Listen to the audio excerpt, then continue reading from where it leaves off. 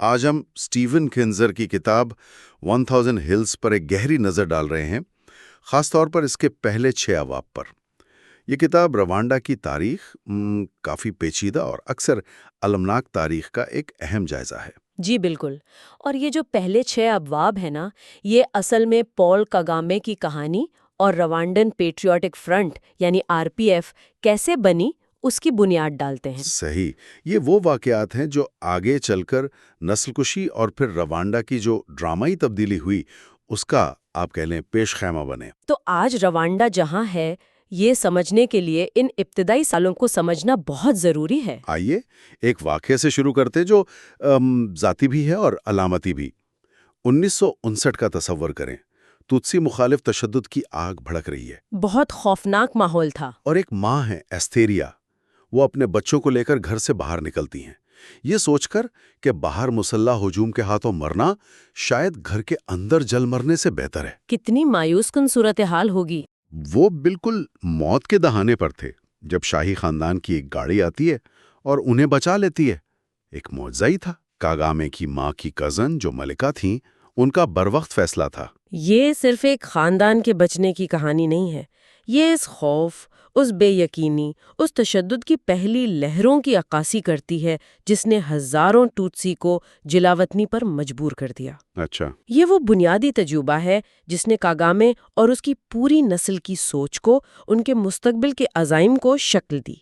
وطن واپسی کی وہ خواہش جو کبھی ختم نہیں ہوئی، یہیں سے ان کی جدوجہد اصل میں شروع ہوتی ہے۔ تو اس واقعے کے فوراً بعد کاگامے خاندان یوگانڈا چلا گیا۔ پناہ گزین کیمپوں میں زندگی ظاہر ہے بہت مشکل تھی، لکڑی لانا، پانی لانا، روز کی جدوجہد۔ جی، اور یہیں پال کاگامے کی دوستی فریڈ روئے گیما سے ہوئی، جو بعد میں RPF کے پہلے کمانڈر بنے۔ ہاں، یہ دوستی بہت اہم ثابت ہوئی۔ ان پناہ گزینوں کے لیے وطن واپسی کا خیال جو تھا وہ ایک بوجھ بھی تھا اور ایک مقصد بھی، خاص طور پر جب وہ روانڈا سے خبریں سنتے تھے ناکام حملوں کی، جنہیں آئینینزی کہتے تھے۔ کاکروچ کتسی جنگھما کے لیے یہ توہین آمیز نام استعمال ہوتا تھا۔ اور پھر روانڈا کے اندر تتسی شہریوں پر انتقامی حملے ہوتے تھے۔ دیکھیں، جلاوطنی کا تجربہ لوگوں کو توڑ بھی سکتا ہے اور مضبوط بھی بنا سکتا ہے۔ کاگامے کے معاملے میں اس نے ایک خاص قسم کی مضبوطی پیدا کی۔ کیسے؟ مطلب شروع میں تو وہ ذہین تھے پڑھائی میں، لیکن یوگانڈا کے مشہور نانٹیرے اسکول میں ان کا رویہ باغیانہ ہو گیا۔ شاید والد کی موت کا صدمہ تھا، پناہ گزین ہونے کا احساس۔ اچھا، وہ مقامی لڑکوں سے لڑتے تھے، پڑھائی سے لاپرواہ ہو گئے۔ پھر گریجویشن کے بعد یوگانڈا کے معاشرے میں جگہ بنانے کی کوششیں کی۔ جی، کوششیں کیں، رشتہ داروں سے مدد مانگی، فوج میں بھرتی ہونے کی کوشش کی، پائلٹ بننے کا سوچا۔ لیکن کامیاب نہیں ہوئے۔ نہیں ہوئے، رشتہ داروں نے مدد نہیں کی، فوج میں موقع نہیں ملا، پائلٹ بننے کا موقع نسل پرستی کی وجہ سے گنوا دیا۔ تو ان ناکامیوں سے کیا سبق سیکھا انہوں نے؟ یہاں ایک بہت اہم نقطہ کو بھرتا ہے۔ ان مسلسل ناکامیوں نے کاگامے کے اندر یہ یقین پختہ کر دیا کہ دوسروں پر بھروسہ کرنا، چاہے وہ بظاہر ہمدرد حکومتیں ہی کیوں نہ ہوں، بے وقوفی ہے۔ یعنی خود انحصاری؟ بالکل، سیلف ریلائنس یہی واحد راستہ ہے، اور یہ سوچ پھر RPF کی فوجی اور سیاسی حکمت عملی کا مرکزی ستون بنی۔ اچھا، اسی دوران تقریباً 20 سال کی عمر میں انہوں نے خفیہ طور پر روانڈا کے 2 دورے بھی کیے۔ واقعی؟ جی، اس سے انہیں زمینی حقائق کا اندازہ ہوا، اور انٹیلیجنس خفیہ کارروائیوں میں ان کی دلچسپی بھی بڑھی۔ تو یہ تو کاگامے کے ذاتی تجربات تھے، لیکن اس وقت کا بڑا سیاسی منظرنامہ کیا تھا؟ نو آبادیاتی دور نے روانڈا کو کیسے تقسیم کیا تھا، یہ سمجھنا بھی ضروری ہے۔ جی بالکل، یہ پس منظر بہت اہم ہے۔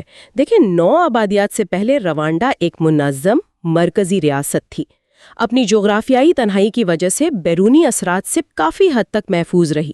ٹھیک۔ پھر 20ویں صدی کے شروع میں پہلے جرمن آئے، پھر پہلی جنگ عظیم کے بعد بیلجیم نے کنٹرول سنبھال لیا، اور بیلجیم نے حکومت کرنے کے لیے تتسی اشرافیہ کا انتخاب کیا۔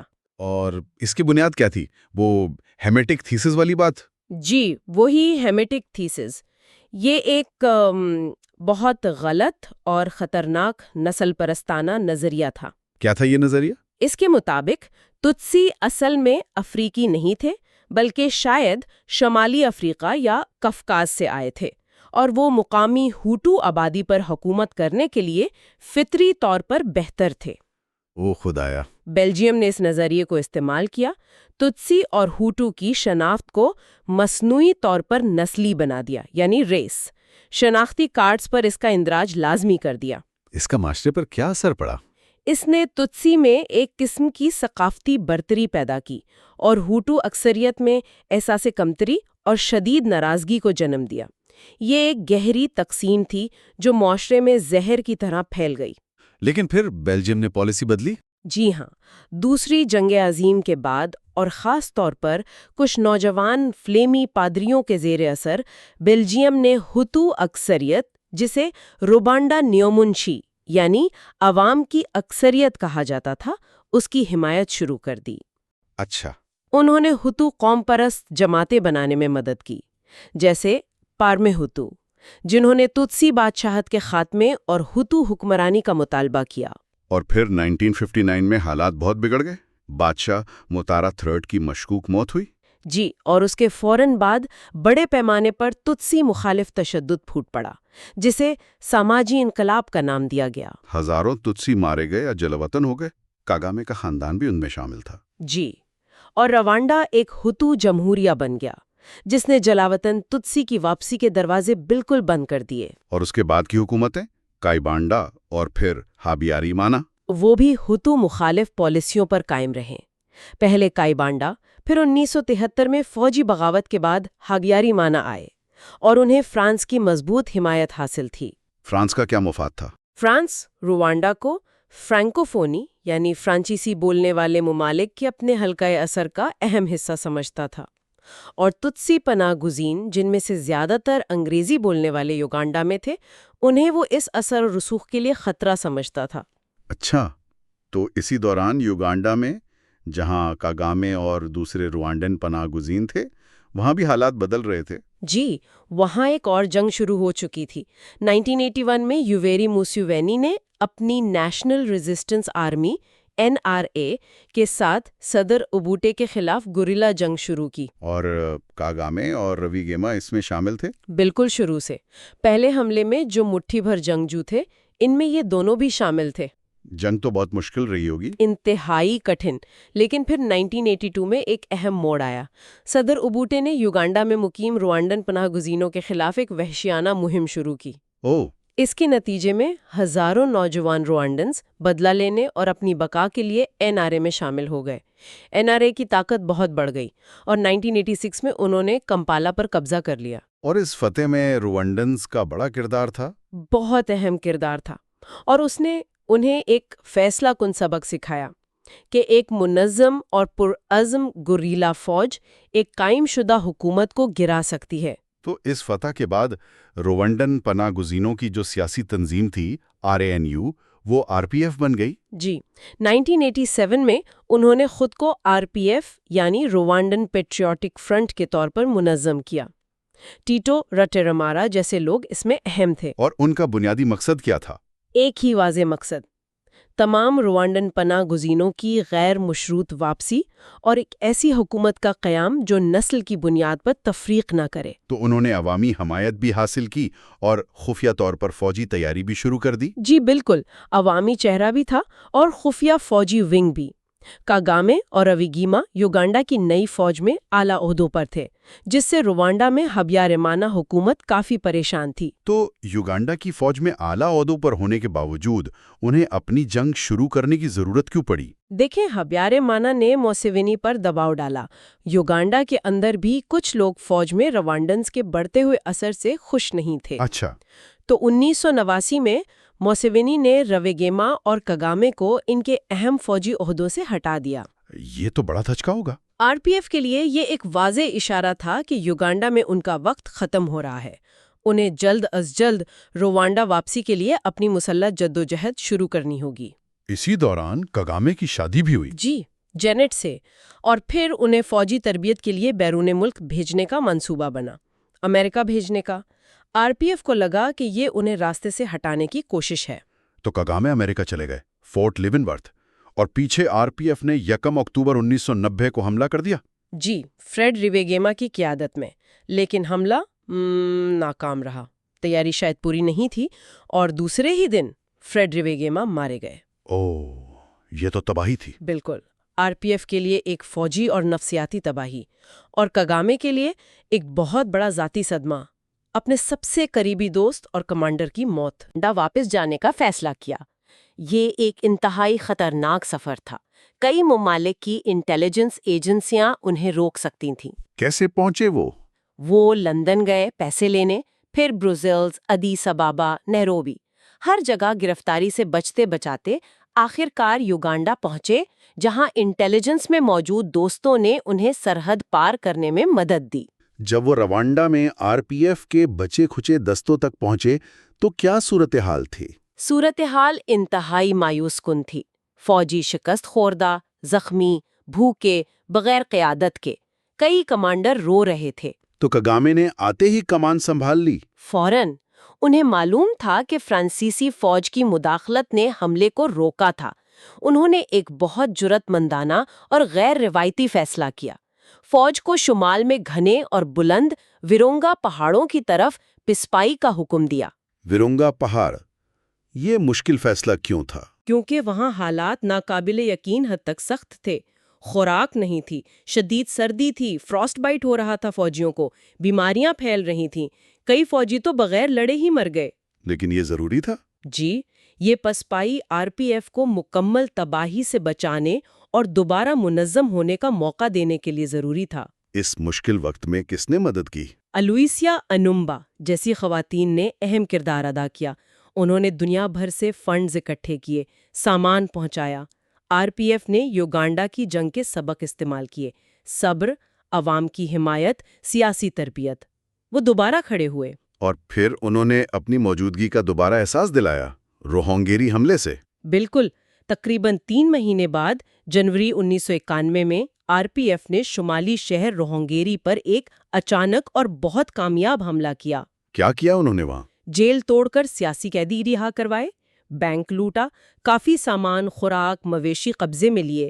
فرانسیسی فوجیوں سے بھی مقابلہ ہوا۔ اس کا کیا اثر ہوا؟ اگرچہ وہ جلد ہی واپس پہاڑوں میں چلے گئے، لیکن اس حملے نے حابیارمانہ حکومت کو ہلا کر رکھ دیا اور دنیا کو پیغام دیا کہ آر پی ایف ختم نہیں ہوئی، بلکہ زیادہ منظم اور خطرناک ہو کر واپس آئی ہے۔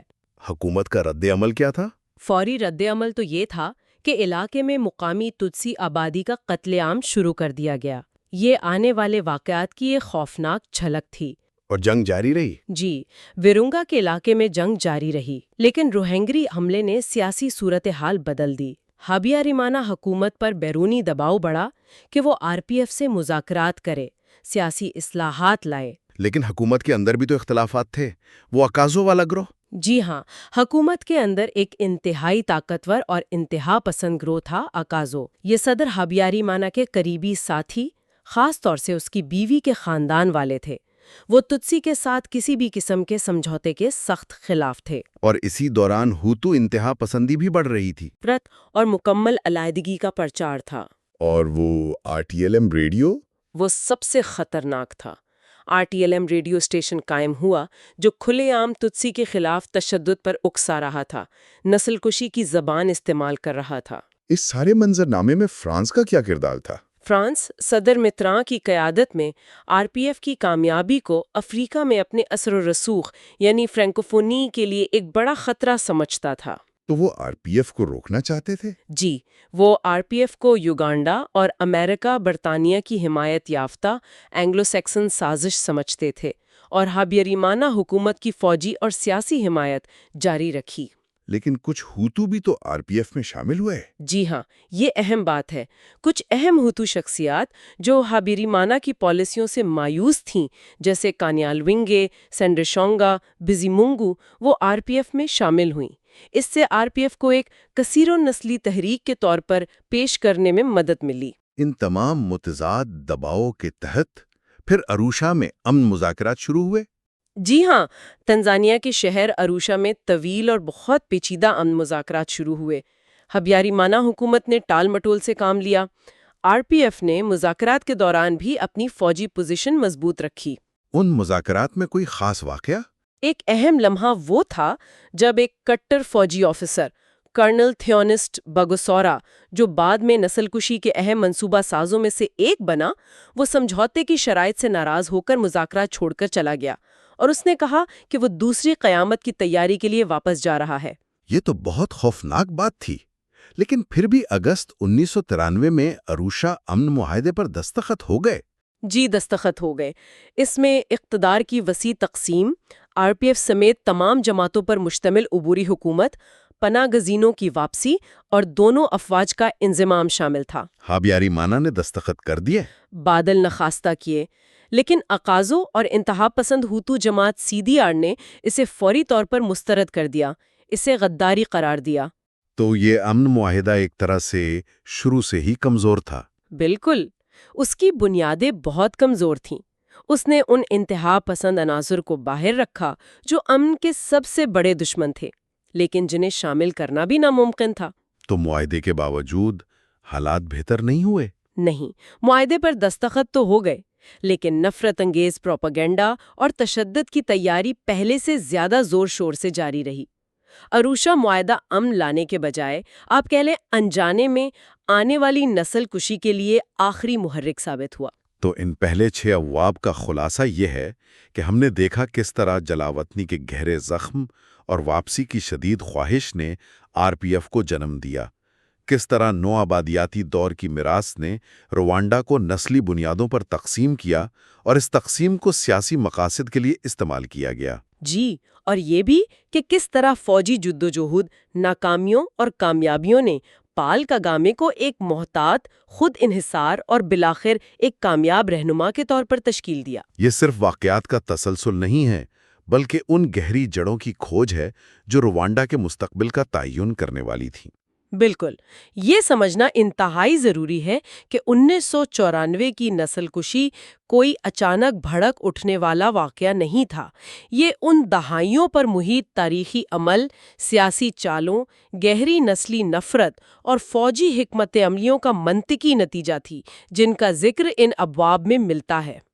یعنی ان ابتدائی سالوں کو سمجھے بغیر نہ تو نسل کشی کی ہولناکی کو پوری طرح سمجھا جا سکتا ہے اور نہ ہی آج کے روانڈا کو۔ بالکل، ماضی حال کی کنجی ہے۔ اور یہ ہمیں اس کتاب اور روانڈا کی کہانی کے اگلے مرحلے کے لیے ایک اہم سوال پر چھوڑ جاتا ہے۔ جب کوئی تحریک اور اس کی قیادت بقا کی جنگ، ناقابل بیان صدمے اور گہرے عدم اعتماد کے کروسیبل سے گزر کر اقتدار حاصل کرتی ہے، تو حکمرانی کا اس کا انداز کیسا ہوتا ہے؟ کیا ماضی کے آسیب، وہ زخم، مستقبل کے فیصلوں پر ہمیشہ سایہ فگن رہتے ہیں؟ یہ ایک بنیادی سوال ہے جس کا جواب شاید روانڈا کے آگے کی تاریخ اور کنزر کی کتاب کے اگلے ابواب میں ملے گا۔ 6 اپریل 1994 کی شام، روانڈا کے صدر ہابیاریمانا ان کا طیارہ کیگالی ایئرپورٹ کے پاس آ رہا تھا اور پھر ایک میزائل حملہ۔ طیارہ تباہ ہو گیا۔ یہ صرف ایک صدر کا قتل نہیں تھا، یہ تو جیسے ایک چنگاری تھی جس نے روانڈا کو، جو پہلے ہی نسلی تناؤ سے بھرا ہوا تھا، ایک دم سے بھڑکا دیا۔ جی بالکل، اور اگلے چند گھنٹوں میں ہی ملک پہلے افراتفری اور پھر تاریخ کی شاید سب سے تیز رفتار نسل کشی میں ڈوب گیا۔ پہلے نشانہ کون بنے؟ سب سے پہلے اعتدال پسند ہتو رہنما، وہ لوگ جو امن چاہتے تھے، اروشا معاہدے کے حامی تھے، انہیں بہت منظم طریقے سے قتل کیا گیا۔ اور پھر عام توتسی شہریوں کی باری آئی۔ جی ہاں، اسی دوران اقوام متحدہ کی امن فوج UNAMIR وہاں موجود تھی۔ جنرل ڈالر کے گالی میں تھے، لیکن ان کے ہاتھ ایک طرح سے بندھے ہوئے تھے۔ اور دوسری طرف RPF یعنی روانڈا پیٹریوٹک فرنٹ، ان کے کمانڈر پال کاگامے وہ کہاں تھے؟ وہ یوگانڈا کی سرحد کے قریب تھے اور ان کے سامنے ایک بہت ہی خوفناک سوال تھا۔ کیا وہ یہ نسل کشی روک پائیں گے؟ کیا دنیا کچھ کرے گی یا روانڈا کو بس جلتا ہوا چھوڑ دے گی؟ تو آج ہم اسی ہنگامہ خیز دور میں جا رہے ہیں۔ بالکل، آج ہم سٹیفن کنزر کی کتاب A Thousand Hills کے ابواب 7 سے 12 کا جائزہ لے رہی ہیں۔ یہ کتاب کا وہ حصہ ہے جو ٹھیک اسی واقعے سے شروع ہوتا ہے، نسل کشی کے آغاز سے پھر RPF کی فوجی فتح تک۔ اور اس کے بعد مہاجرین کا بحران، پھر ہمسایہ ملک زائر یعنی آج کا کانگو، اس پر حملے، ملک کے اندر بغاوت سے نمٹنا اور آخر میں RPF کا اقتدار پر پوری طرح سے قابض ہو جانا، یہ سب ان ابواب میں ہے۔ ہمارا مقصد صرف واقعات بتانا نہیں ہے، ٹھیک؟ جی نہیں، بالکل نہیں۔ مقصد ہے کنزر کی نظر سے ان فیصلوں، ان مجبوریوں اور ان نتائج کو سمجھنا جنہوں نے نہ صرف روانڈا بلکہ آپ کہیں کہ پورے وسطی افریقی خطے کی تاریخ بدل دی۔ اور یہ سمجھنا آج بھی بہت ضروری ہے، خاص طور پر ان لوگوں کے لیے جو عالمی سیاست یا تنازعات یا انسانی بحرانوں کو سمجھنا چاہتے ہیں۔ کنزر کی کتاب ہمیں وہ سادہ کہانی نہیں سناتی کہ کون اچھا تھا، کون برا۔ صحیح۔ یہ ان پیچیدہ فیصلوں کو سامنے لاتی ہے جو بہت شدید دباؤ میں کیے گئے، اور ہم یہ بھی دیکھیں گے کہ عالمی برادری نے کیا کیا یا اکثر کیا نہیں کیا اور اس کا کیا اثر ہوا۔ تو آئیے کنزر کی رہنمائی میں باب 8 سے شروع کرتے ہیں۔ باب 8 وہیں سے شروع ہوتا ہے۔ 6 اپریل کی شام، طیارہ گرنے کے چند گھنٹے بعد ہی ہتو شدت پسندوں نے عمل شروع کر دیا۔ ان کا منصوبہ پہلے سے تیار تھا۔ پہلا نشانہ کون تھے آپ نے بتایا؟ اعتدال پسند ہتو رہنما جیسے وزیر اعظم اگاتھے اووی لنگیا مانا۔ وہ اروشا امن معاہدے کی حامی تھی، انہیں بہت بے دردی سے قتل کیا گیا، اور اس کے فوراً بعد عام ٹوتسی شہریوں کا قتل عام شروع ہو گیا۔ اور اس میں وہ بدنام زمانہ ریڈیو RTLM، اس کا کیا کردار تھا؟ اس کا بہت بڑا کردار تھا۔ وہ ہوتو پار کا ایک طرح سے پروپیگنڈا بازو تھا۔ وہ مسلسل نفرت پھیلا رہا تھا، لوگوں کو اکسا رہا تھا کہ تتسی لال بیگوں کو ختم کر دو۔ لال بیگ، یہ لفظ استعمال کرتے تھے وہ؟ جی ہاں، کوکروچز۔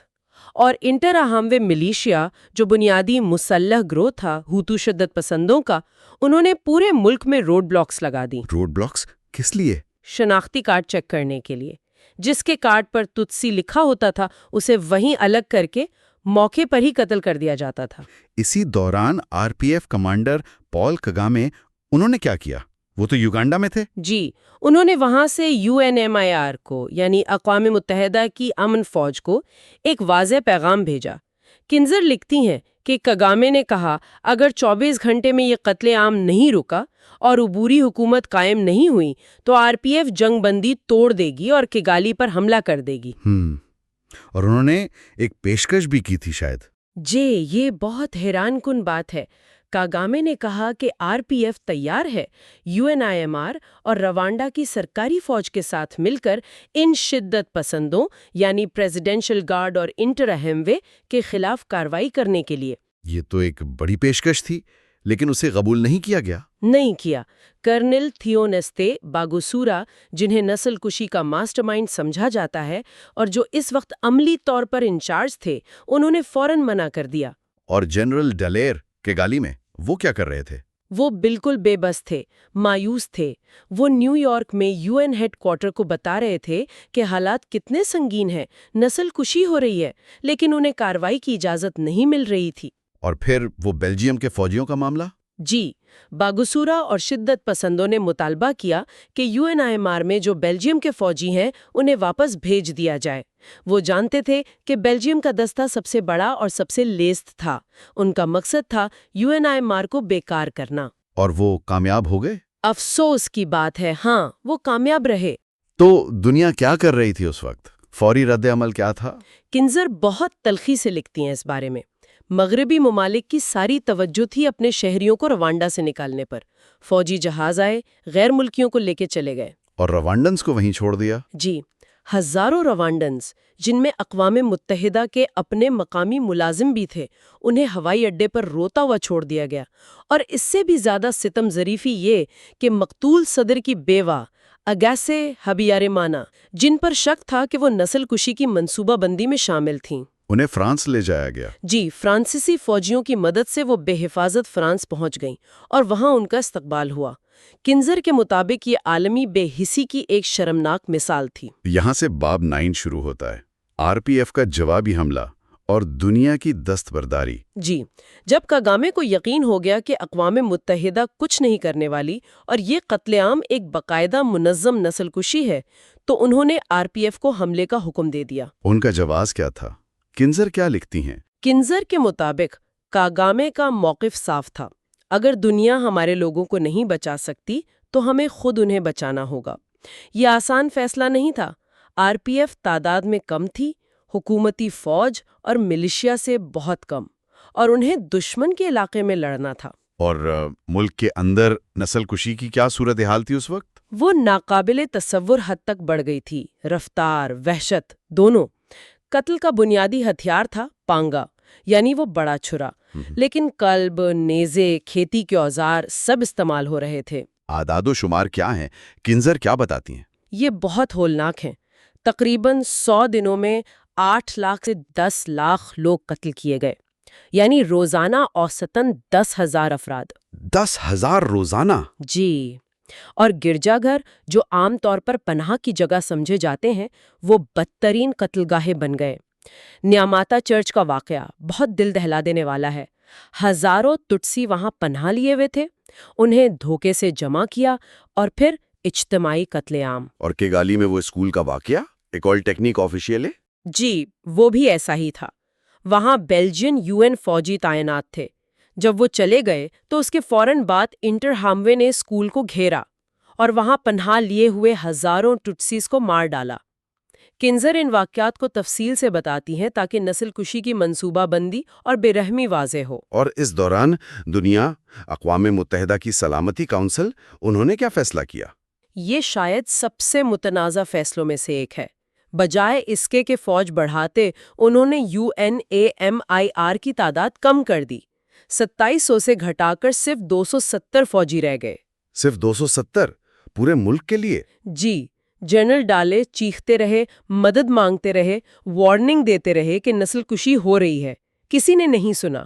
اقوام متحدہ کے سیکرٹری جنرل بوٹرس گالی، انہوں نے تو صورتحال کو قبائلی لڑائی اور اندھا دھند افرتفری کہہ کر ایک طرح سے اس کی سنگینی کو کم کرنے کی کوشش کی۔ کنزر اس پر بہت تنقید کرتی ہیں۔ اور امریکی حکومت کا موقف، وہ نسل کشی کے اعمال اور نسل کشی والی بحث؟ جی، وہ ایک عجیب قانونی پوزیشن تھی۔ وہ مان رہے تھے کہ ہاں، ایکٹس آف جینوسائیڈ ہو رہے ہیں، لیکن اسے باقاعدہ جینوسائیڈ تسلیم نہیں کر رہے تھے۔ کیوں؟ کیونکہ اگر وہ ایسے جینوسائیڈ تسلیم کر لیتے تو 1948 کے جینوسائیڈ کنونشن کے تحت ان پر لازم ہو جاتا کہ وہ مداخلت کرے، تو وہ اس سے بچنا چاہتے تھے۔ وہ کرسٹین شیلی کا بیان اسی پالیسی کا نتیجہ تھا۔ ان حالات میں کیا RPF نے کچھ لوگوں کو بچایا بھی؟ جی ہاں، بالکل۔ کنزر کچھ ریسکیو آپریشنز کا ذکر کرتی ہیں، خاص طور پر کیگالی میں سینٹ فینی چرچ اور اماہورو اسٹیڈیم سے ہزاروں ٹوتسیز کو نکالا گیا۔ اور وہ مشہور ہوٹل مل کولولینز جس پر فلم بنی، ہوٹل روانڈا؟ جی، اس کا ذکر بھی ہے۔ فلم میں تو ہوٹل مینیجر پال روسسابیجینا انہیں ہیرو دکھایا گیا ہے، لیکن کنزر اپنی کتاب میں اس پر سوال اٹھاتی ہیں۔ کیا مطلب؟ وہ کہتی ہیں کہ انہوں نے کچھ نہیں کیا؟ نہیں، یہ نہیں کہتی، لیکن ان کا تجزیہ یہ ہے کہ ہوٹل میں لوگوں کے بچنے کی وجہ صرف رساباگینا نہیں تھے، بلکہ بین الاقوامی دباؤ بھی تھا۔ ہوٹل کے باہر UN فوجی بھی تھے اور RPF بھی کیگالی کے قریب پہنچ رہی تھی۔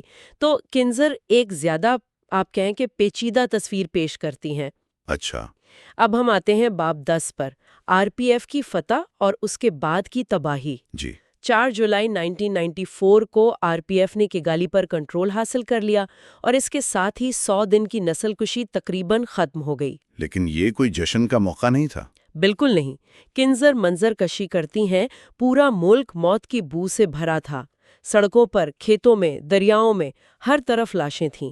انفراسٹرکچر تباہ تھا اور جو لوگ زندہ بچ گئے تھے وہ شدید صدمے میں تھے، جسمانی طور پر بھی، ذہنی طور پر بھی۔ اور اسی دوران ایک اور بڑا المیہ شروع ہو رہا تھا، مہاجرین کا۔ جی، لاکھوں کی تعداد میں ہتو شہری، جن میں نسل کشی کے ذمہ دار یعنی انٹرہاموے اور سابقہ فوجی XFAR وہ بھی شامل تھے، اور بہت سے عام شہری بھی جو یا تو RPF کے بدلے سے ڈر رہے تھے یا جنہیں شدت پسندوں نے زبردستی ساتھ چلنے کو کہا تھا، وہ سب بھاگ نکلے۔ کہاں گئے وہ؟ زیادہ تر مشرقی زائر یعنی کانگو گئے، کچھ تنزانیہ اور برونڈی بھی گئے۔ کنزر اسے تاریخ کی سب سے بڑی اور سب سے تیز رفتار ہجرتوں میں سے ایک قرار دیتی ہے۔ زائر میں، خاص طور پر گوما شہر کے قریب جو کیمپ بنے، وہاں حالات بہت ہی خراب تھے۔ ہیضے کی وبا پھیل گئی جس سے 10,000 لوگ مر گئے۔ اور عالمی امداد کا کیا ہوا؟ یہاں کنزر ایک بہت تلخ بات لکھتی ہیں۔ وہ کہتی ہیں کہ عالمی امدادی اداروں اور میڈیا کی ساری توجہ ان مہاجر کیمپوں پر چلی گئی جہاں نسل کشی کرنے والے اور ان کے لیڈر آزاد گھوم رہے تھے اور امداد لے رہے تھے۔ اور روانڈا کے اندر جو بچ گئے تھے، ان پر توجہ بہت کم تھی۔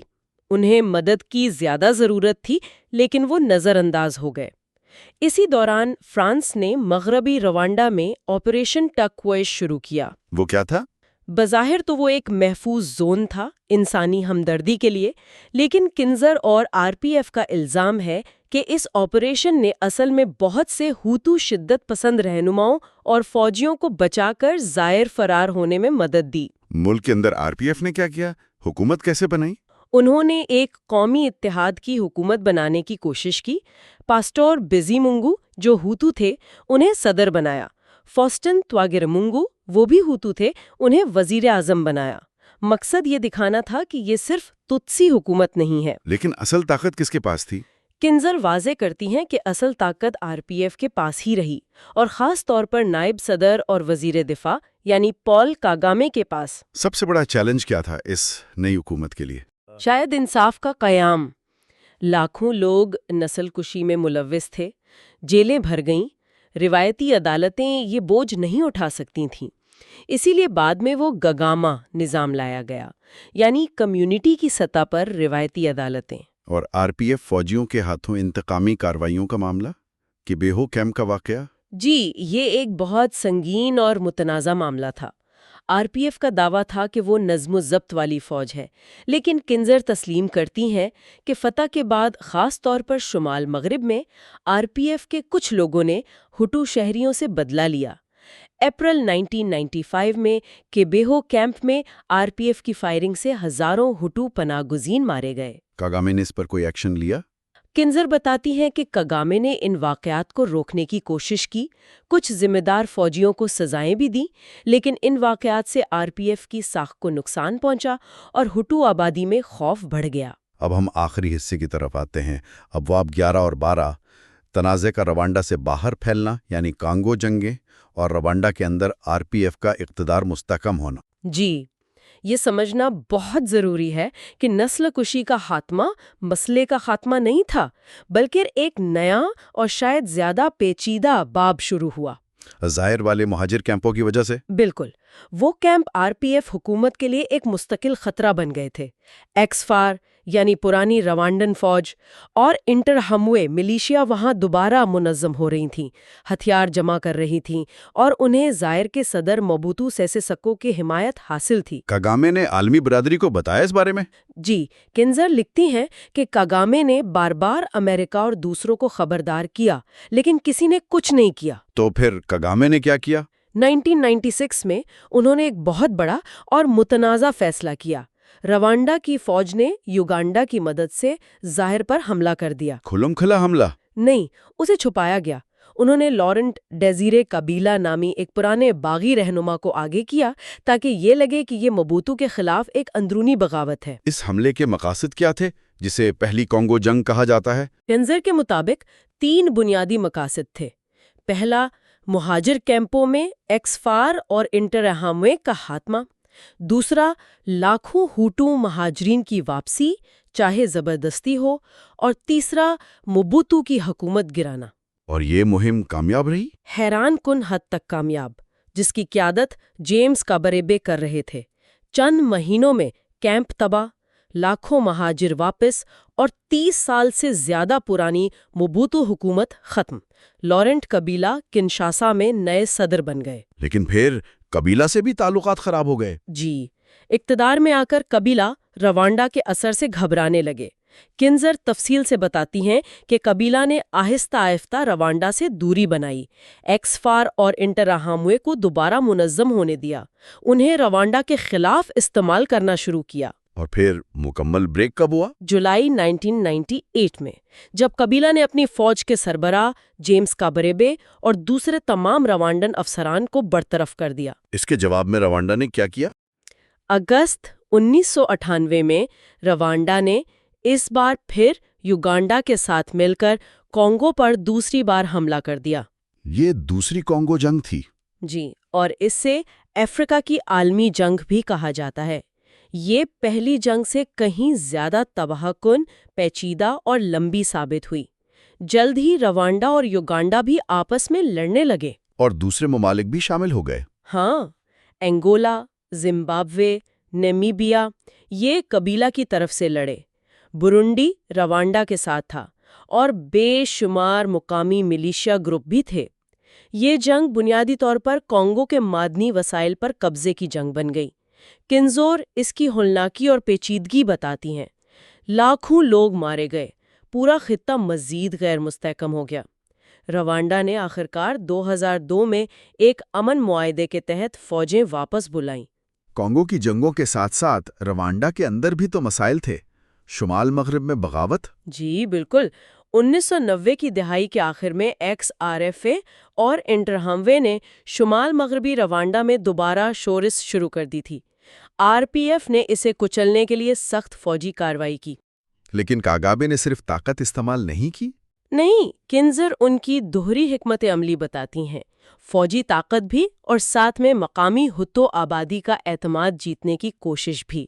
اس سلسلے میں بونیفیس رکاگو کو گورنر بنانا ایک اہم قدم تھا، جس سے بغاوت کمزور ہوئی۔ اور سیاسی طور پر RPF نے کیا کیا؟ آہستہ آہستہ اقتدار پر اپنی گرفت مضبوط کی۔ وہ ہتو رہنما جو قومی اتحاد کی حکومت میں شامل تھے، انہیں ایک ایک کر کے ہٹا دیا گیا۔ صدر بزیمونگو کو 2000 میں ہٹایا، بعد میں قید کر دیا۔ اب RPF کا براہ راست کنٹرول تھا۔ اور پھر کاگامے صدر بن گئے؟ جی، اپریل 2000 میں پارلیمنٹ نے انہیں عبوری صدر بنایا، پھر 2003 کے انتخابات میں وہ بھاری اکثریت سے منتخب ہو گئے۔ جواز یہ دیا گیا کہ ملک کو تعمیر نو، سلامتی اور ترقی کے لیے ایک مضبوط قیادت چاہیے، اور وہ کاگامے ہی دے سکتے ہیں۔ اور اسی کے تحت وہ ویژن 2020 کا منصوبہ آیا؟ جی، کاگامے کا بڑا مہتواکانکشی منصوبہ روانڈا کو غربت سے نکال کر سنگاپور، جنوبی کوریا جیسا ملک بنانا، ایک درمیانی آمدنی والا، علم پر مبنی معیشت والا مستحکم ملک۔ کنزر بتاتی ہیں کہ اس کی بنیاد نظم و ضبط، محنت، کرپشن کے خلاف زیرو ٹالرنس اور ٹیکنالوجی پر رکھی گئی۔ تو ان ابواب کا خلاصہ کیا ہے؟ ہم نے کیا دیکھا؟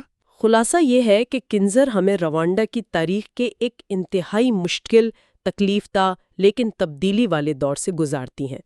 ہم نے نسل کشی کی ہولناکی دیکھی، RPF کی فتح اور اس کے بعد کے چیلنجز، مہاجرین کا بحران، کانگو کی جنگیں، اندرونی بغاوت پر قابو پانا، اور آخر میں RPF اور کاگامے کا اقتدار مستحکم ہونا اور ان کا ترقیاتی ماڈل۔ یہ ایک ایسی کہانی ہے جس میں بقا ہے، مشکل فیصلے ہیں، علاقائی سیاست ہے، انسانی المیے ہیں اور تعمیر نو کی امید بھی۔ اور یہیں پر ہم آج کی گفتگو ختم کرتے ہیں، لیکن سامعین کے لیے کنزر کی کتاب اور روانڈا کی آج کی صورتحال سے جڑا ایک بنیادی سوال چھوڑ جاتے ہیں۔ جی، اور وہ سوال یہ ہے جس پر آج بھی بہت بحث ہوتی ہے: کیا سلامتی، استحکام اور معاشی ترقی، خاص طور پر نسل کشی جیسے سانحے کے بعد، کیا یہ ایسے طریقوں سے حاصل کی جا سکتی ہیں جو سیاسی آزادیوں کو محدود کرتے ہوں، جو اختلاف رائے کو دباتے ہوں؟ کیا یہ ماڈل پائیدار ہے یا کیا یہ مستقبل کے لیے نئے مسائل پیدا کر رہا ہے؟ کنزر کی کتاب ہمیں ان سوالات پر گہرائی سے سوچنے پر مجبور کرتی ہے، اور ان کے جوابات صرف روانڈا کے لیے نہیں بلکہ دنیا بھر میں تنازعات سے نکلنے کی کوشش کرنے والے دوسرے ممالک کے لیے بھی اہم ہے۔ یہ وہ وقت تھا جب روانڈا نسل کشی کی تباہی کے بعد اپنی تعمیر نو کی کوشش کر رہا تھا۔ جی بالکل، لیکن یہ راستہ آسان نہیں تھا۔ ملک کو اندرونی شورش کا سامنا تھا، گہرے نسلی زخم تھے، اور بین الاقوامی سطح پر بھی ایک بے حسی سی تھی۔ تو سوال یہ تھا کہ قیادت، خاص طور پر پول کاگامے، ان چیلنجز سے کیسے نمٹی؟ سلامتی، انصاف، ترقی، یہ سب ایک ساتھ کیسے ممکن تھا؟ یہی ان ابواب کا مرکزی نقطہ ہے۔ کنزر دکھاتے ہیں کہ RPF قیادت نے کتنے سخت اور بعض اوقات متنازع فیصلے کیے۔ چلیں باب 13 سے شروع کرتے ہیں، مشکل مرحلہ۔ 1990s کے آخر میں شمالی روانڈا میں ایک نئی شورش تھی۔ یہ کیا معاملہ تھا؟ جی، یہ نسل کشی کے بعد بچ جانے والے ہوتو پاور کے حامی عناصر تھے جنہیں ہمسایہ ملک کانگو سے مدد مل رہی تھی۔ صورتحال یوں سمجھے کافی سنگین تھی۔ تو RPF کا رد عمل کیا تھا؟ ظاہر سخت ہوگا۔ بہت سخت. انہوں نے پوری فوجی طاقت استعمال کی، لیکن مسئلہ یہ تھا کہ وہ باغی اکثر عام شہروں میں پناہ لیتے تھے، تو پھر شہریوں کی ہلاکتوں کے الزامات بھی لگے. انسانی ڈھال بنا رہے تھے وہ. بالکل. اور پھر کانگو کی مداخلت نے حالات اور بگاڑ دیے. قبیلہ اور روانڈا کے تعلقات خراب ہوئے. ہاں، کتاب میں ذکر ہے کہ قبیلہ نے روانڈن آرمی چیف کو برطرف کیا، فوجیوں کو نکلنے کو کہا. جی، اور اس کے صرف 5 دن بعد روانڈا نے دوسری بار کانگو پر حملہ کر دیا. اس بار تو کھلم کھلا. اچھا، تو ایک طرف کانگو میں جنگ، دوسری طرف ملک کے اندر شورش. کاگامے کے لیے یہ بڑا امتحان ہوگا. یقیناً وہ اس شورش کو ہر قیمت پر کچلنا چاہتے تھے. کتاب میں ایک امریکی خاتون کی گواہی ہے جو اس وقت کی ہولناکی بیان کرتی ہے. روز قتل و غارت. لیکن کاگامے صرف طاقت پر انحصار نہیں کر رہے تھے. نہیں، وہ سمجھتے تھے کہ اصل کامیابی عوام کی حمایت سے ملے گی، اور اسی لیے انہوں نے وہ حیران کن قدم اٹھایا. بونیفیس روگاگو والا؟ جی ہاں. روکانگو، جو سابقہ حکومت کا حصہ تھا، نسل کشی کے الزام میں قید رہا، اسے روہنگیری کا گورنر بنا دیا. یہ بہت بڑا، میرا مطلب ہے بہت متنازع فیصلہ تھا. اس کے پیچھے کیا سوچ تھی؟ یہ تو بہت بڑا رسک تھا. کاگامے کا خیال تھا کہ روکانگو کا مقامی اثر و رسوخ ہے، وہ شمال کے ہوتو عوام کو مفاہمت پر راضی کر سکتا ہے. کاگامے نے کہا بھی کہ کبھی کبھی آپ ایسے لوگوں کو استعمال کرتے ہیں جو بدلنے کو تیار ہوں، تاکہ آپ ان لوگوں کو بدل سکیں جو نہیں بدلیں. ہاں، یہ ایک بہت عملی، شاید تھوڑا سا موقع پرستانہ مگر مؤثر حکمت عملی نکلی. جی، اور 2002 تک شورش ختم ہو گئی، لیکن اسی دوران آر پی ایف اور ان ہتو سیاستدانوں میں بھی اختلافات بڑھ گئے جنہیں شروع میں اقتدار میں شامل کیا گیا تھا، جیسے صدر بیزیمونگو. اچھا، وہ کیوں؟ آر پی ایف کنٹرول نہیں چھوڑنا چاہتی تھی اور ہتو وزراء حقیقی اختیار چاہتے تھے. پھر بیزیمونگو پر نااہلی، ذاتی مفاد کے الزامات لگے. وہ گاڑیوں والا واقعہ بھی دلچسپ ہے. ہاں، کہ کاگامے میں مہنگی گاڑیاں خریدنے سے روکا اور وزیر اعظم فرنیچر کے لیے پیسے نہ ملنے پر رو پڑے. یعنی ترجیحات کا فرق تھا. بالکل. آخر کار بیزیمونگو کو معزول کر دیا گیا، گرفتار کیا گیا جب انہوں نے اپنی پارٹی بنانے کی کوشش کی، اور مارچ 2000 میں کاگامے خود صدر بن گئے. تو اقتدار مکمل طور پر آر پی ایف کے ہاتھ میں آ گیا. اس کے بعد حکومتی انداز کیسے بدلا؟ باب 14 اسی پر ہے. جب آپ سنجیدہ نہیں ہوتے، آپ درست نہیں ہو سکتے. جی، یہ باپ کاگامے کے طرز حکمرانی کو دکھاتا ہے. سخت نظم و ضبط، اعلیٰ معیار اور کرپشن کے خلاف زیرو ٹالرنس. مثالیں کیا ہیں اس کی؟ بہت سی ہیں. اوموگنڈا یعنی ماہانہ اجتماعی صفائی جس میں سب کی شرکت لازمی، ٹیکس قوانین پر سختی، پلاسٹک بیگ پر پابندی، غیر قانونی تعمیرات گرانا. یہ تو بہت سنگاپور ماڈل جیسا لگتا ہے. ہاں، ایک طرح سے. مقصد تھا ایک منظم، صاف ستھرا معاشرہ بنانا. لیکن اس پر تنقید بھی بہت ہوئی، خاص طور پر مغرب سے. اسے آمرانہ کہا گیا ہوگا. بالکل. لیکن کتاب کہتی ہے کہ کاگامے اس تنقید کی پرواہ نہیں کرتے تھے. وہ سمجھتے تھے کہ روانڈا کو افراتفری سے نکالنے کے لیے یہ ضروری ہے. کرپشن پر تو کوئی رعایت نہیں تھی، چاہے کوئی وزیر ہو یا صدر کا دوست. ان کا وہ جملہ ہے نا کہ وہ غیر سنجیدہ اور غلط ہیں. جی، اور یہ صرف کہنے کی بات نہیں تھی، عمل بھی ہوتا تھا. اثاثے ظاہر کرنا لازمی، اومبڈسمین تحقیقات کرتے تھے، وزراء بھی سادہ گاڑیوں میں. لیکن اس نظم و ضبط کی قیمت کیا تھی؟ کیا آزادی اظہار محدود ہوئی؟ ہاں، کچھ موضوعات پر بات کرنا مشکل تھا، یا یوں کہیں کہ ممنوع تھا. نسل پر بات کرنا، یعنی ہوتو تتسی کہنا، فوج پر آر پی ایف دور کے مظالم کا الزام، یا آر پی ایف کی جو کاروباری سلطنت تھی اس پر سوال اٹھانا. تو بیانیے پر کنٹرول رکھا گیا؟ جی، حکومت کا موقف تھا کہ اتحاد اور استحکام سب سے اہم ہے، خاص طور پر ماضی کے سانحے کے بعد. ویژن 2020 جیسے منصوبے اسی سوچ کا حصہ تھے. بڑے اہداف سخت محنت سے حاصل کرنے ہیں. اسی کنٹرول کی وجہ سے وہ ہوٹل روانڈا والے پال روسا بگینا سے بھی تنازع ہوا. بالکل. جب روسا بگینا نے حکومت پر تنقید شروع کی تو ان کے کردار پر سوال اٹھائے گئے. کاگامے نے انہیں ہالی ووڈ کا بنایا ہیرو کہا. یہ ظاہر کرتا ہے کہ حکومت اپنی امیج کے بارے میں کتنی حساس تھی. تو ایک طرف ترقی، دوسری طرف کنٹرول. اب آتے ہیں باب 15 پر، خوف سے سانس بند. یہ نسل کشی کے نفسیاتی اثرات اور انصاف کے نظام یعنی گچاچا پر ہے. یہ بہت ہی تکلیف دہ باب ہے۔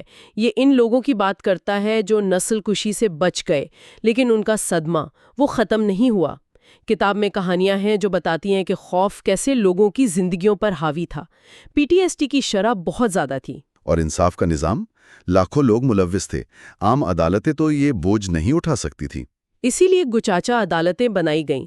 یہ روایتی کمیونٹی پر مبنی نظام تھا۔ مقصد صرف سزا نہیں بلکہ سچ سامنے لانا، اعتراف کروانا اور معاشرے میں مفاہمت پیدا کرنا تھا۔ یہ کیسے کام کرتی تھیں؟ یہ گاؤں کی سطح پر ہوتی تھیں۔ وکیل نہیں ہوتے تھے، جج مقامی لوگ ہوتے تھے اور پوری کمیونٹی شریک ہوتی تھی۔ اعتراف کرنے والوں کو اکثر نرم سزائیں ملتی تاکہ وہ واپس معاشرے کا حصہ بن سکیں۔ لیکن اس پر تنقید بھی ہوئی ہوگی، بین الاقوامی معیار کے مطابق تو نہیں تھا یہ۔ جی بالکل، انسانی حقوق کے گروہوں نے دفاعی وکیل نہ ہونے، اعتراف کے لیے دباؤ پر تنقید کی، لیکن بہت سے لوگ جیسے پیٹر یون سمجھتے تھے کہ روانڈا کے حالات میں یہ ایک ضروری سمجھوتا تھا، شاید روانڈا کا آخری موقع۔ اور کیا صرف عدالتوں سے مفاہمت ہو گئی یا اس کے علاوہ بھی کچھ چیزیں ہوئیں؟ نہیں، عدالتوں سے باہر بھی بہت کام ہوا۔ دیو گشاگازا جیسے لوگ تھے جو متاثرین اور مجرموں کو ملانے کی کوشش کرتے تھے۔ یہ بہت مشکل لمبا عمل تھا، نفسیاتی تیاری، ماضی کا سامنا کرنا۔ نتائج کیسے تھے؟ کیا سب معاف کرنے پر تیار تھے؟ نہیں، ملے جلے تھے۔ کچھ لوگ جیسے کتاب میں روزاریا کا ذکر ہے وہ آگے بڑھ پائے، لیکن کچھ کے لیے جیسے بونوینشر نبیزی جن کی ماں کا قتل ہوا تھا، ان کے لیے مفاہمت تقریباً ناممکن تھی۔ یہ باب دکھاتا ہے کہ قومی مفاہمت کتنی پیچیدہ چیز ہے۔ یہ زخم واقعی بہت گہرے ہیں اور شاید بین الاقوامی برادری کی ناکامی نے انہیں مزید گہرا کیا۔ باب 16 میں انہیں کبھی معاف نہیں کروں گا، اسی بارے میں ہے۔ جی، یہ باب بین الاقوامی برادری، خاص طور پر اقوام متحدہ اور فرانس کی ناکامی پر روانڈا کی شدت غصے کو ظاہر کرتا ہے۔ کوفی عنان کا 1998 کا دورہ ایک اہم واقعہ تھا۔ کیا ہوا تھا اس دورے میں؟ رومانڈنز کو امید تھی کہ وہ معافی مانگیں گے، ذمہ داری لیں گے، لیکن عنان نے بہت محتاط الفاظ استعمال کیے، دنیا کو الزام دیا۔ اس پر لوگوں کو بہت مایوسی اور غصہ آیا، دھوکہ دہی کا احساس ہوا۔ اور دوسرے مغربی رہنماؤں نے، کلنٹن اور البرائٹ، انہوں نے بعد میں کچھ افسوس کا اظہار کیا، لیکن روانڈا کے نزدیک وہ ناکافی تھا۔ احساس یہی تھا کہ دنیا نے انہیں اکیلا چھوڑ دیا تھا۔ اور فرانس کا معاملہ تو اور بھی پیچیدہ تھا۔ بہت زیادہ، کیونکہ فرانس نے نسل کشی سے پہلے کی حکومت کی حمایت کی تھی۔ جب روانڈا نے فرانس کے کردار کی تحقیقات شروع کیں تو جواب میں فرانسیسی جج بروگیر نے کاگامے اور ان کے ساتھیوں پر ہی الزامات لگا دیے۔ اچھا، کس چیز کے الزامات؟ سابق صدر ہیبیاری مانا کے جہاز کو مار گرانے کا الزام، جس سے نسل کشی شروع ہوئی تھی۔ اس رپورٹ پر بہت تنقید ہوئی کہ وہ متعصب تھی، لیکن اس نے تعلقات تباہ کر دیے۔ روانڈا نے سفارتی تعلقات توڑ دیے۔ یہ تو بہت بڑا قدم تھا۔ جی، یہ روانڈا کی خود مختاری پر اصرار تھا کہ وہ بیرونی دباؤ قبول نہیں کریں گے۔ اسی باب میں گورلوں اور یادگاروں کا بھی ذکر ہے۔ ہاں، گورلوں کا ذکر اس تلخ حقیقت کو سامنے لاتا ہے کہ دنیا نے جانوروں کے لیے زیادہ فکر دکھائی بنسبت انسانوں کے، اور یادگاریں جیسے گیزوزی یا نیماتا چرچ وہ اس لیے اہم ہے کہ وہ سانحے کو یاد دلاتی ہیں تاکہ پھر کبھی نہیں کا عزم رہے۔ ان جگہوں پر جانا ایک بہت بھاری تجربہ ہے۔ تو بین الاقوامی بے حسی کے باوجود روانڈا نے حمایت کیسے حاصل کی؟ باب 17 جال بڑا ہوتا ہے، اس پر ہے۔ یہ بہت دلچسپ حصہ ہے۔ یہ بتاتا ہے کہ روانڈا نے کیسے امریکہ میں خاص طور پر ایونجیلیکل مسیحیوں اور کاروباری لوگوں میں ایک مضبوط نیٹ ورک بنایا۔ یہ کیسے ہوا؟ کون لوگ تھے اس میں؟ بشپ جان روچیانا جیسی شخصیات کلیدی تھیں۔ انہوں نے رک وارن جو رائے شکر جیسے بااثر امریکیوں کو روانڈا سے جوڑا۔ ان امریکیوں کو روانڈا میں کیا خاص بات نظر آئی؟ انہیں روانڈا کی کہانی میں ایک ڈرامائی تبدیلی نظر آئی۔ گناہ سے نجات، خود انحصاری۔ روچیانا اور کگامے کی باتیں جیسے قوم پرستی، نظم و ضبط، مغرب پر انحصار کم کرنا انہیں پسند آئیں۔ رک وارن نے تو روانڈا کو مقصد پر مبنی قوم کہا۔ یہ نیٹ ورک صرف مذہبی لوگوں کا تھا؟ نہیں، اس میں کاروباری لوگ، افریقی امریکی رہنما، مختلف سیاسی نظریات کے لوگ شامل تھے۔ سب کگامے کی قیادت اور روانڈا کی تعمیر نو سے متاثر تھے۔ اور واپس آنے والے ڈائسپورا کا کیا کردار تھا؟ بہت ہی اہم۔ ہزاروں توتسی جو جلا وطنی میں پڑھے لکھے تھے، ہنر سیکھے تھے، وہ واپس آئے۔ وہ اپنے ساتھ سرمایہ لائے، نئی سوچ لائے۔ جیسے کتاب میں سولانج کا تریبے یا ڈروسیلا کروگر کی مثالیں ہیں۔ جی بالکل۔ سولانج نے کگالی میں جدید ریپلیکا لاؤنج کھولا، ڈروسیلا نے یتیم خانہ بنایا۔ یہ لوگ ملک سے گہری محبت رکھتے تھے اور اسے دوبارہ بنانے کے لیے پرعزم تھے۔ یہ ملک کی ریڑھ کی ہڈی ثابت ہوئے۔ تو یہ سب مل کر ایک پیچیدہ تصویر بناتے ہیں: قیادت، نظم و ضبط، بین الاقوامی مایوسی، نئے اتحادی اور ڈایاسپورا۔ آخری باب 18 ہم دوسروں کی طرح بننے کی خواہش رکھتے ہیں، ان سب کو سمیٹتا ہے۔ جی، یہ باب کگامے کے طرز قیادت، سیکیورٹی کی صورتحال اور مستقبل کے چیلنجز کا خلاصہ ہے۔ کتاب کاگامے کی شخصیت، ان کے معمولات، ان پر موجود دباؤ کو بیان کرتی ہے۔ سیکیورٹی کے خطرات اب بھی تھے؟ ہاں بالکل، اندرونی بھی بیرونی بھی۔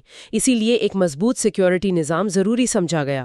کاگامے کا اپنا انٹیلیجنس پس منظر بھی اس میں کام آیا۔ لیکن اسی سیکیورٹی ریاست پر انسانی حقوق کی خلاف ورزیوں کے الزامات بھی تو تھے۔ کتاب میں ایلیسن ڈی فورجز کا ذکر ہے۔ جی ہاں، ہیومن رائٹس واچ کی ایلیسن ڈی فورجز جیسی نقاد مسلسل آواز اٹھاتی رہیں۔ ان کے خدشات تھے: انصاف یک طرفہ ہے، آر پی ایف کے مبینہ جرائم پر کارروائی نہیں ہوتی، شہری آزادیاں محدود ہیں، اور اختلاف رائے کو دبانے کے لیے نسل کشی نظریے جیسے قوانین استعمال ہوتے ہیں۔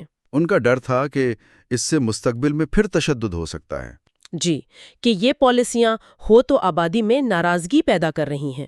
ان قوانین پر روانڈا کا کیا موقف تھا؟ سرکاری موقف، جیسا کہ کتاب میں کردار بیان کرتے ہیں، یہ تھا کہ اجتماعی حقوق یعنی سلامتی اور ترقی انفرادی آزادیوں سے زیادہ اہم ہیں۔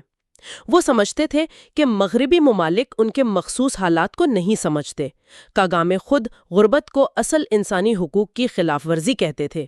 اور تنقید پر ان کا رد عمل کیسا ہوتا تھا؟ اکثر سخت۔ وہ اسے مسترد کر دیتے تھے، بعض اوقات تضحیق بھی کرتے تھے۔ کتاب میں گوریلا رہنما کی ذہنیت کی بات ہے، اس کا کیا مطلب ہے؟ اس سے مراد وہ سوچ ہے جو جنگ میں بنتی ہے: خود اعتمادی، اپنوں پر بھروسہ، باہر والوں پر شک، دشمن کو ہرانا۔ یہ جنگ جیتنے کے لیے تو ٹھیک تھی، لیکن حکومت چلانے کے لیے جہاں سمجھوتا اور اختلاف رائے کی گنجائش ہونی چاہیے، وہاں یہ مسئلہ بن سکتی ہے۔ تو لگتا ہے چیک اینڈ بیلنس کی کمی تھی۔ کتاب یہی اشارہ کرتی ہے کہ اگرچہ کاگامے اداروں کی بات کرتے تھے، لیکن عملی طور پر ان کا اپنا اختیار اور ان کے غصے کا ڈر زیادہ حاوی تھا۔ تو آخر میں کون زیر کیا نتیجہ نکالتے ہیں روانڈا کے مستقبل کے بارے میں؟ وہ کوئی حتمی فیصلہ نہیں سناتے۔ وہ مانتے ہیں کہ کاگامے نے ایک ناممکن کام کیا ہے، ملک کو تباہی سے نکال کر ترقی کی راہ پر ڈالا ہے، لیکن وہ خطرات کو بھی دیکھتے ہیں۔ یہ آمرانہ ماڈل، اس میں کیا خطرات پوشیدہ ہیں؟ سوال یہ ہے کہ کیا یہ ترقی پائیدار ہے؟ بالکل۔ کیا یہ کنٹرول ہمیشہ رہے گا؟ کیا یہ بغاوت کو جنم دے گا؟ کیا کاگامے وقت کے ساتھ نرمی لائیں گے؟ کتابیں غیر یقینی صورتحال پر ختم ہوتی ہے۔ کامیابی ممکن ہے، لیکن گارنٹی کوئی نہیں۔ تو 1000 ہلز کی یہ آخری ابواب ہمیں ایک ایسی قیادت دکھاتے ہیں جس نے ملک بچانے کے لیے غیر معمولی متنازع قدم اٹھائے۔ ترقی ہوئی، سلامتی آئی، لیکن قیمت بھی ادا کی۔ جی ہاں، قیمت شہری آزادیوں کی، اختلاف رائے کی۔ اور یہ ہمیں اس سوال پر چھوڑ جاتا ہے کہ تعمیر نو میں کیا قربانیاں جائز ہیں؟ کیا استحکام کے لیے جمہوریت کو پیچھے رکھا جا سکتا ہے؟ روانڈا کا تجربہ دنیا کے لیے سبق ہے۔ یقیناً، خاص طور پر ان معاشروں کے لیے جو تنازعات سے نکل رہے ہیں۔ کیا دوسروں کی طرح بننے کی خواہش ہی صحیح راستہ ہے، یا ہر قوم کو اپنا راستہ چاہے کتنا ہی مشکل کیوں نہ ہو خود تلاش کرنا پڑتا ہے؟ یہ غور طلب بات ہے۔ بالکل۔ اس گہری گفتگو کے لیے آپ کا بہت شکریہ۔